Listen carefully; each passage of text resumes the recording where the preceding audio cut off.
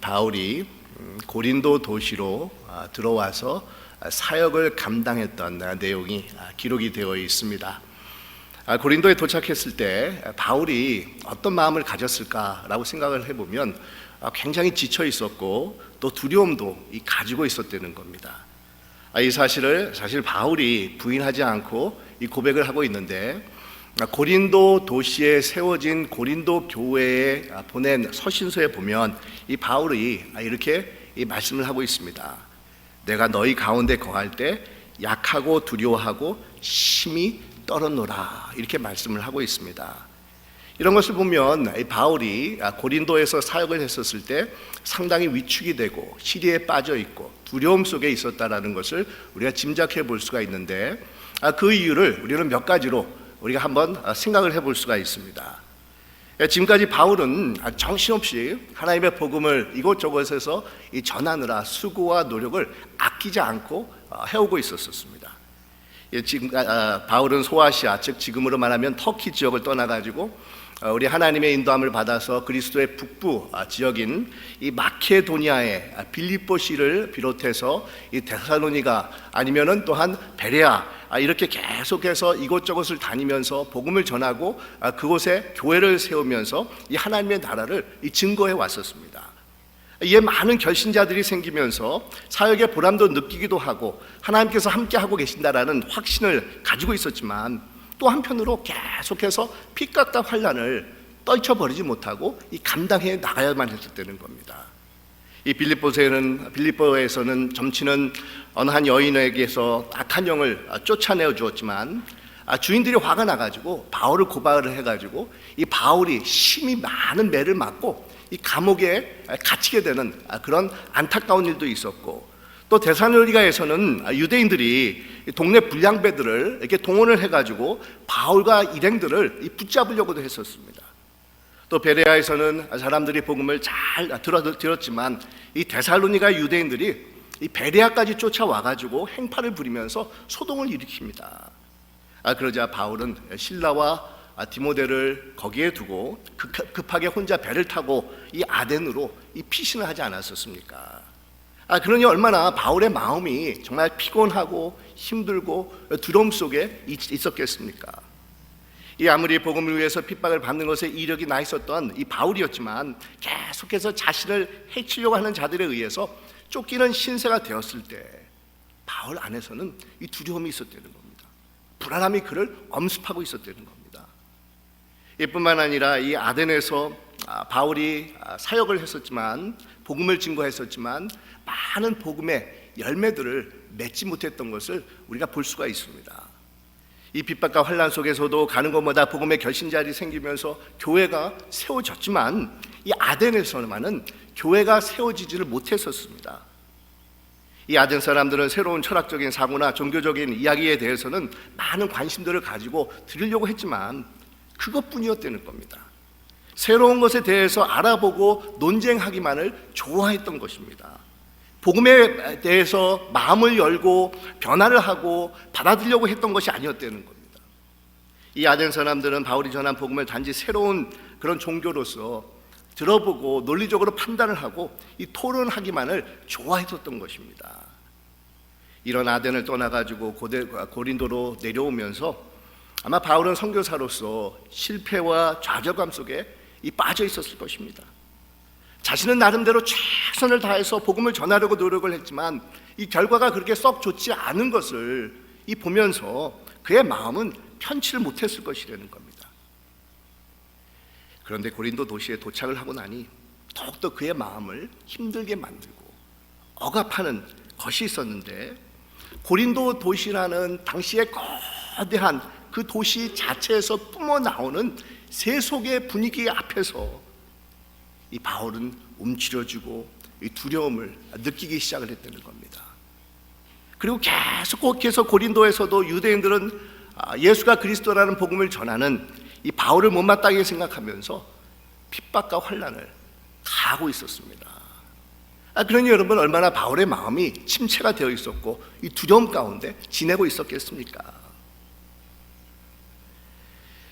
여러분, 이런 바울을 우리 하나님께서는 어떻게 회복을 시켜주기를 원하고 계셨겠습니까? 이 바울이 찾아간 이 고린도 도시는 아가야 지방의 수도로서 굉장히 많은 그런 인구들이 거주하고 있었던 아주 활발한 그런 도시였습니다. 여러분들이 시간이 나실 때 지도를 찾아보면 쉽게 이해를 하실 수가 있을 텐데, 고린도는 밑으로는 이렇게 반도가 있습니다. 그리고 위로는 그리스 본토로 연결이 되고 있는데, 바로 그 중간 지점에 위치하고 있는 그런 도시가 됩니다. 여러분 한번 쉽게 생각하기 위해서 아프리카 대륙이 있지 않습니까? 그 아프리카 대륙을 하나의 큰 반도로 생각을 하시고, 그 수에즈 운하 그쯤에 고린도 도시가 있고, 또 본토로 이렇게 들어갈 수 있는 그런 통로가 바로 거기라는 겁니다. 그러니까 마치 수에즈 운하가 있고 밑에 아프리카 반도가 있고 그 위로 이렇게 뻗쳐져 있는 그런 곳이 바로 고린도의 그런 위치한 지형이라고 할 수가 있는데, 그러다 보니까 이 고린도는 그리스도 본토 위쪽 북쪽으로 연결할 수 있는 그런 길, 남쪽과 북쪽을 연결할 수 있는 육상의 그런 육로의 중심지였고, 뿐만 아니라 서쪽과 동쪽 양쪽에 항구를 가지고 있는 해상 교통 중심지가 바로 고린도였었다는 겁니다. 현재는 이 동쪽과 서쪽 사이를 연결시켜주는 그런 운하가 만들어져 가지고 항해 기간을 굉장히 이렇게 단축시켜 주고 있지만, 당시에는 배를 타고 이렇게 돌아가다 보면, 그 반도 밑을 돌아가다 보면은 거의 2달이 걸리게끔 되어 있다는 겁니다. 그래서 이탈리아에서 배를 타고 예를 들어서 터키로 갔을 때 밑으로 돌아가다 보면은 굉장히 많은 그런 시간이 지체가 되고 있지만, 이 고린도를 통해서 이게 들어가게 되면은 굉장히 시간이 단축이 될 수 있고 안전하게 항해를 할 수가 있었다는 겁니다. 근데 지금이야 이 운하가 이렇게 만들어져 가지고 그것을 배들이 통과할 수가 있었지만, 이 당시에는 운하가 없었기 때문에 어떻게 했었느냐 하면, 한쪽에서 이렇게 배가 오면은 물건들을 하산을 하고 그 물건들을 노예들이 옮겨서 다른 쪽에 그것을 싣고 떠나게 하는 그런 일들이 있었고, 아니면 그때에 육로에 이렇게 무슨 장치가 돼 있어 가지고 배들을 그 위에 올려 가지고 노예들이 끌면서 그 다른 쪽 항구에 이렇게 옮겨 놓는 그런 도시가 바로 고린도였다는 겁니다. 그러다 보니까 이 고린도는 많은 그런 배들이 오면서 물건들이 하역이 되고, 또 물건들이 또 이렇게 올라가면서 이렇게 물건들이 이렇게 로드가 되면서 교역이 아주 활발하게 움직이는 이 상업의 이 중심 도시였다는 겁니다. 그러니 여러분, 교통의 아주 요지였고 상업이 활발하게 움직이는 그런 고린도다 보니까 아주 별의별 각양각색의 다양한 사회 계층의 사람들과 인종들이 정말 경제적인 기회를 얻고자 하여서 몰려들기도 하고, 또 이들이 오다 보니까 정말 여러 종교들이나 아니면 사상들이 고린도 도시에 아주 넘쳐나게끔 되어 있었다는 겁니다. 이뿐만 아니라 고린도는 도덕적으로 무척이나 문란했던 곳으로 아주 유명했습니다. 이 고린도에는 사랑의 여신인 아프로디데라는 그런 여신의 신전이 그곳에 있었는데, 여러분, 아프로디데 여신은 우리가 잘 아는 이 비너스 여신입니다. 그 신전에는 1000여 명에 가까운 여사제들이 머물고 있었는데, 이들은 모두 사랑의 신 이름으로 합법적으로 매음을 하는 이 매춘부와 같은 자들이었다는 겁니다. 이들은 낮에는 신전에 있다가 밤에는 길거리로 내려와 가지고 음란한 그런 행동들을 서슴지 않고 행하고 있었습니다. 그래서 고린도 도시의 이 타락상은 로마 시대에서도 정말 너무도 잘 알려진 그런 사실이었는데, 그래서 고린도 사람들이다, 고린도 사람들처럼 행동을 한다라는 그런 단어인 코린티아 조마이라는 그런 단어가 있는데, 저 사람은 코린티아 조마이다 라고 얘기를 하면 고린도 사람처럼 행한다라는 그런 뜻인데, 타락한 사람이다 라는 그런 의미가 된다는 겁니다. 그러니까 고린도 사람들은 타락한 사람들이다, 음란한 사람들이다 라고 사용이 될 정도로 로마 제국에서 이 고린도라는 그런 도시는 이 타락하고 정말 부패한 그런 도시의 대명사였다는 겁니다. 그러니 여러분, 이 고린도 도시가 도덕적으로 얼마나 이 문제가 많은 곳이었겠습니까? 우리가 고린도 전설을 읽어보면 그런 내용들이 계속해서 나타나고 있지 않습니까? 이런 복잡하고 타락한 당시 사회 속에 교회가 있다 보니까 그 사회에 있었던 사람들이 교회로 들어와가지고 계속해서 교회 안에서도 여러 가지 정말 이렇게 문제들을 드러내고 있었는데 이것을 지적하는 그런 말씀이 바로 고린도 전서입니다. 그러니 여러분, 이런 고린도 도시에 처음 바울이 방문했었을 때 어떤 느낌을 받았겠습니까? 가뜩이나 이 아덴에서 그렇게 큰 열매를 맺지 못해서 시리에 빠지고 또 계속되는 유대인들의 핍박과 환랑 때문에 정말 두려움 속에 있었을 때 아마 바울은 고린도 도시에 왔었을 때 더 많은 그런 움츠림을 느끼고 있었을 것이라는 겁니다. 제가 7년 전에 한국을 방문했었던 적이 있는데 그때 제가 한국을 방문하면서 와, 여기가 한국이 맞나? 정말 우리 동방예의지국이라고 하고 정말 유대의 그런 전통, 우리 유교 전통 그런 문화가 자리를 잡고 있는 이 한국이 정말 맞나라고 할 정도로 제가 정말 깜짝 놀라는 그런 일이 있었는데, 한 번은 토요일 날 밤늦게 어디를 갔다가 그냥 내비를 켜고 제가 그 내비가 가르쳐 주는 대로 운전을 하다가 이태원 거리를 이렇게 지나가게 되었었습니다. 그때 제가 운전을 하고 가면서 옆에서 벌어지는 그런 광경들을 보면서 너무 깜짝 놀라가지고 뒤에 타고 있었던 우리 애들에게, 그 당시 애들이 중학생, 고등학생이었는데, 야야, 니네들 옆에 절대로 보면 안 돼, 절대로 그 모습들 보면 안 돼 라고 제가 말할 정도로 정말 놀란 적이 있었는데, 여러분, 제가 목사이지만 그래도 미국에서 살았고 산전수전 다 겪어보았기 때문에 사실 별로 깜짝 놀랄 일이 없다라고 생각을 하는데, 거기에서 벌어지는 일들을 보면서 제가 너무너무 깜짝이 놀랐습니다. 그 이태원 거리에는 그냥 뭐 클럽이라든지 술집들만 있었던 것이 아닙니다. 보니까 게이 바나 트랜스젠더 바들까지도 있어가지고 남자인지 여자인지 분간이 안 가는, 세계 각국에서 모여온 사람들이 옷들을 입었는지 안 입었는지 모를 정도로 이 옷들을 걸치고서는 335 때를 이렇게 져가지고 담배도 피고 아니면 술에 취해가지고 비틀거리기도 하고 아니면 호객 행위를 하고 있었다는 겁니다. 완전히 향락에 빠져있는 타락의 그 모습 그 자체가 그 자리에서 벌어지고 있었습니다. 그러면서 그때 제 마음속에 문득 든 것이, 만약 하나님께서 나를 이곳에서 복음을 전하라고 말씀하시면 어떻게 해야 되나 라는 그런 생각이 들었는데, 바로 제가 아니야, 그럴 리 없어.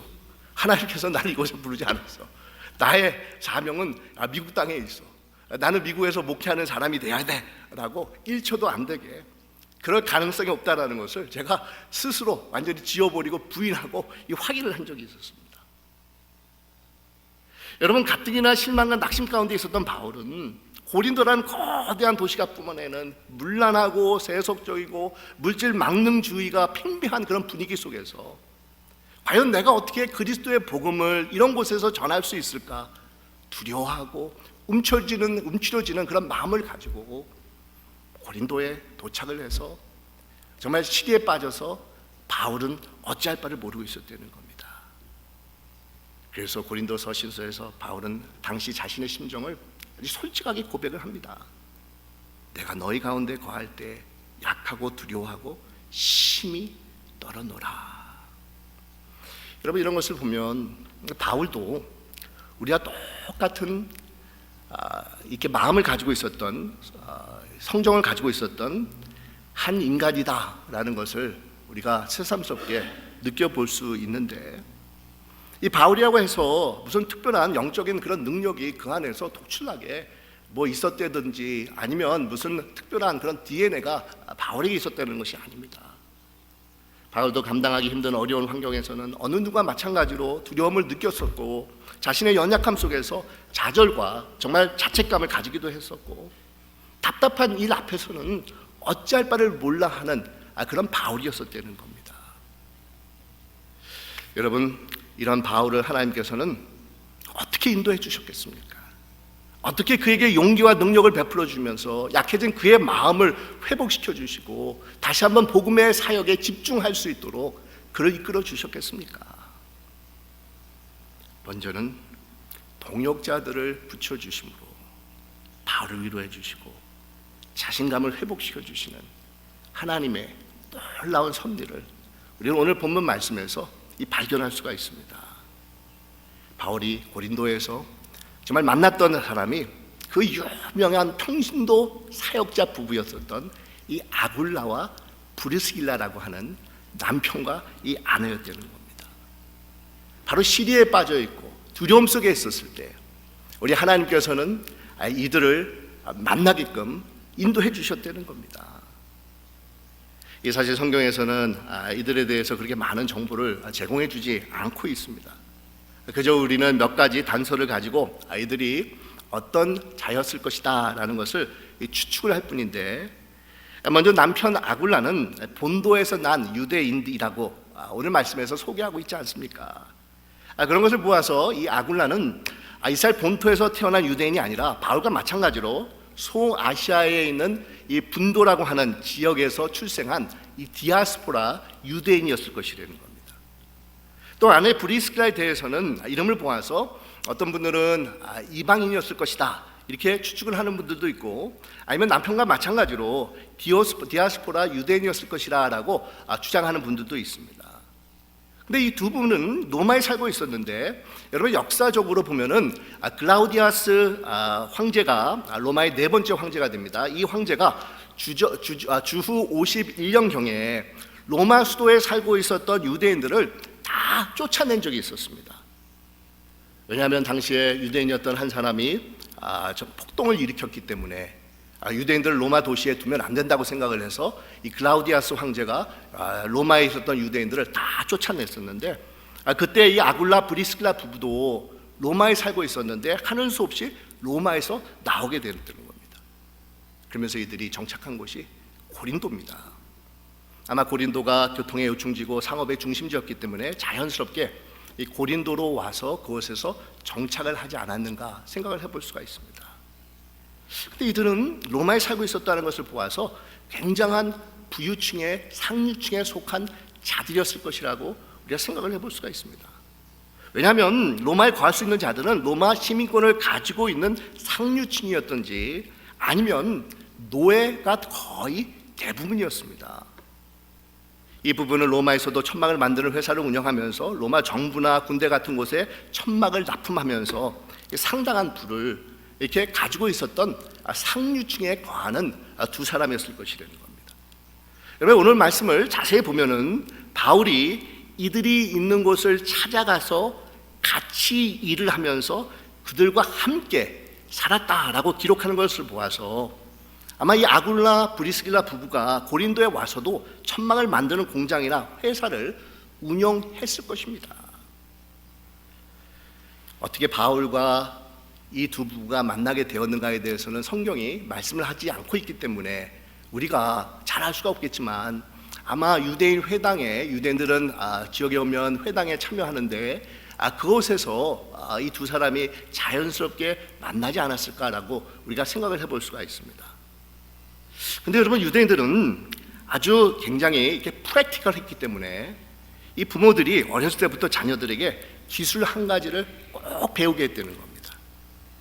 이런 점에서 바울도 예외가 아니었었는데, 바울의 고향인 이 다소는 가죽의 생산지로 유명했었던 곳으로서 아마 바울은 어렸을 때부터 양이나 염소 같은 동물들의 가죽들이나 아니면 털들을 기어가지고 옷감을 만들고 천막을 만드는 기술을 배웠었다는 겁니다. 그래서 이 고린도 도시에 도착을 해서 외롭고 힘들게 지내고 있었을 때 로마에서 이미 복음을 듣고 크리스찬이 된 이 두 부부를 하나님께서 정말 우연하게 이 두 사람들을 만나게 인도해 주셔서 같이 일하고 함께 생활을 하면서 밤새 정말 자연스럽게 하나님의 복음에 대해서 이야기를 나누기도 하고 서로 간에 위로와 용기를 북돋아 주고 하나님 나라에 대한 꿈과 비전을 더욱더 공고하게 다질 수 있는 그런 놀라운 기회들을 제공해 주셨다는 겁니다. 여러분 성경을 보면 이 고린도에서 이 부부가 바울을 만난 이후에도 계속해서 동역자로서 또한 경제적인 후원자로서 바울을 따라다니면서 그의 사역을 돕는 역할을 아주 충성스럽게 감당하는 것을 볼 수가 있습니다. 후에 바울이 로마에 가서 구금 상태로 지날 때 그들은 로마에까지 와 있으면서 바울을 돌봐주었던 몇 안 되는 그런 사람들이 바로 아굴라와 브리스길라 이 두 부부였다는 겁니다. 여러분, 그렇습니다.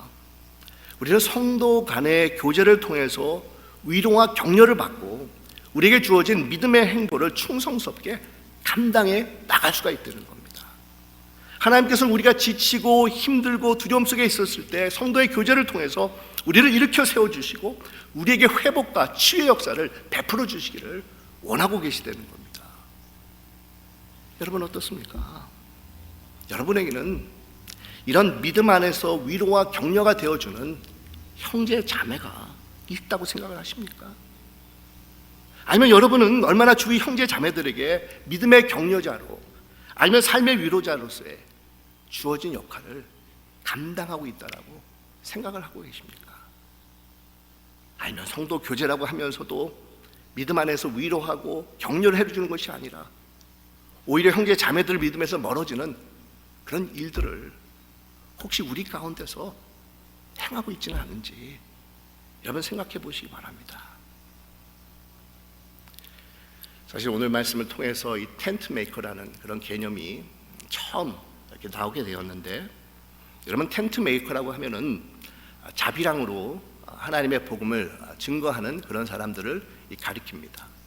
그러니까 바울같이 고린도에서 오늘 말씀에서 나오는 것처럼 바울이 일을 하면서 낮에는 일을 하고 또 안식일 날에는 회당에 가서 복음을 증거한 것처럼 이렇게 자비랑으로 복음을 전하는 사람들을 가리켜서 텐트 메이커라고 그러는데, 여러분, 바울은 형편이 참 어려웠을 때 자신이 세상 일을 하는 것도 마다하지 않고 이렇게 복음을 증거하면서 또 한편으로 일도 하면서 이 텐트 메이커로서 삶을 살았다는 겁니다. 근데 그렇다고 해서 여러분, 성경을 보면은 매번 바울이 그런 것이 아닙니다. 바울은 정말 복음을 위해서는 유연하게 자신의 삶을 정말 대처해 나가는 그런 사람이었다는 겁니다. 오늘 말씀 5절에 보니까 실라와 디모데가 이 마게도냐로부터 내려오매 바울이 하나님의 말씀에 붙잡혀 유대인들에게 예수는 그리스도라 밝히 증언하니 라고 말씀하고 있는데, 여러분, 왜 실라와 디모데가 고린도에 도착을 해서 바울과 합류를 하고 나서 바울이 하나님의 말씀에 붙잡혀서 복음을 전했다라고 말씀하고 있겠습니까? 여러분, 실라와 디모데가 올 때 이들은 빌립보 교회에서 후원금을 가져왔기 때문에 그때부터 바울은 생활비를 걱정하지 않고 복음을 전하는 것에 완전히 매진을 할 수가 있었다는 겁니다. 이런 것을 보면 바울은 상황에 따라서 아주 유연하게 대처해 나갔던 목회자였던 것을 알 수가 있는데, 그냥 목회자라고 해가지고 어깨에 힘을 주고 그냥 거룩하게만 있었던 그런 하나님의 종이 아니었다는 겁니다. 이 목회자로서 사역자로서 모든 역량과 열정을 복음의 증거를 위해서 쏟아붓는 것을 인생의 최고 목표로 삼았지만, 상황에 따라서는 세상에서 힘든 노동도 마다하지 않고 감당을 해나가면서 동시에 복음을 증거하는 그런 하나님의 일을 감당하기도 했었다는 겁니다. 그러다 보니까 여러분, 사실은 고린도 우리가 후서에 보면 다른 사도들과 달리 사도의 권위가 없어 보여서 고린도 교인들이 바울을 가르쳐가지고 저 사람이 사도가 맞냐라고 의심을 했다라는 그런 말씀이 나옵니다. 왜냐하면 다른 사도들은 다 교회에서 생활비를 받는데 바울은 생활비를 받지 않고 일도 하면서 사역을 감당하는 것을 보아서 뭔가 저 사람이 모자라기 때문에, 진짜 사도가 아니기 때문에 저러는 것이 아니냐라고 고린도 교회 사람들이 바울이 가지고 있었던 사도권에 대해서 의심을 했다라는 그런 말씀이 기록이 되어 있습니다. 그럼에도 바울은 이해 안 하고 하지 않았다는 겁니다. 오히려 이 모양 저 모양으로 유연하게 대처를 해 나가면서 복음을 위해 헌신했던 사람이 바로 바울이었다는 겁니다. 뿐만 아니라 하나님께서는 자신의 말씀을 통해서 두려워하고 약해져 있었던 바울을 위로해 주시고 또 용기를 북돋아 주셨던 것을 알 수가 있는데, 우리 하나님께서 바울에게 직접 이 말씀하시지 않습니까? 두려워하지 말아라. 침묵하지 말아라. 내가 너와 함께 있음에 어떤 사람도 너를 대적하고 해롭게 할 자가 없을 것이니 이는 이 성중 안에 내 백성이 많음이다 라고 하나님께서 직접적으로 바울을 위로해 주셨다는 겁니다. 여러분, 이 말씀은 우리 이사야에서 41장에 나오는 그런 내용과 흡사한 그런 말씀인데, 바울의 마음속에 두려움이 있었고 연약함이 있었음을 아신 하나님께서는 바울에게 이 말씀을 통해서 위로를 해주시고 용기를 불어넣어 주셨다는 겁니다. 아마 바울은 이 두려움 속에서 있다 보니까 고린도 도시를 떠나야겠다라고 하는 마음을 가지고 있었던 것 같습니다.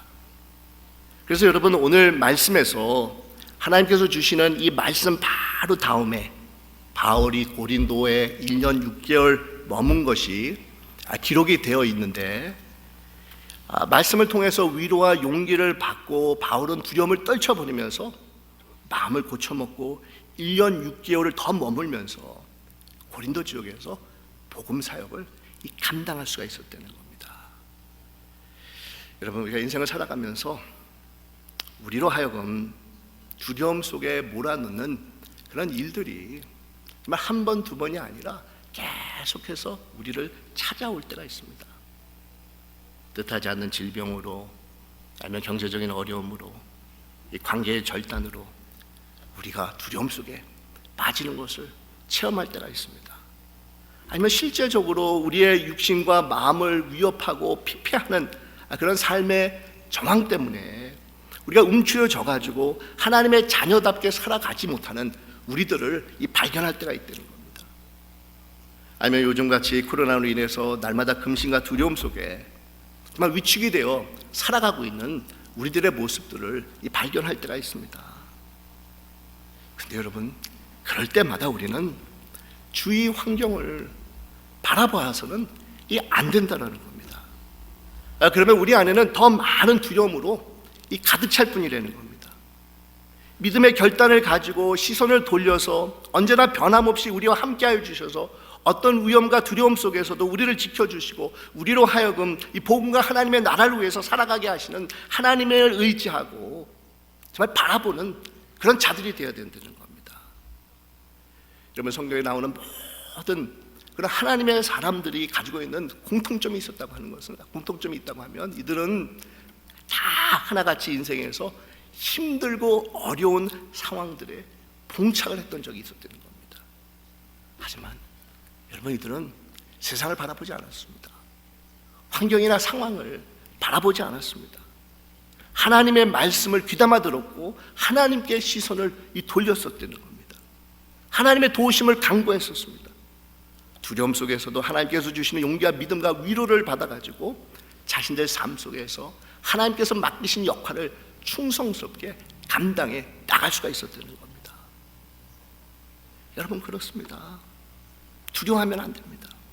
하나님의 자녀로서 우리에게 주신 풀 탤런트와 포텐셜을 정말 침묵하지 말고 하나님의 복음을 위해서, 그의 나라를 위해서, 그분의 영광을 위해서 마음껏 외치고 사용받아야 됩니다.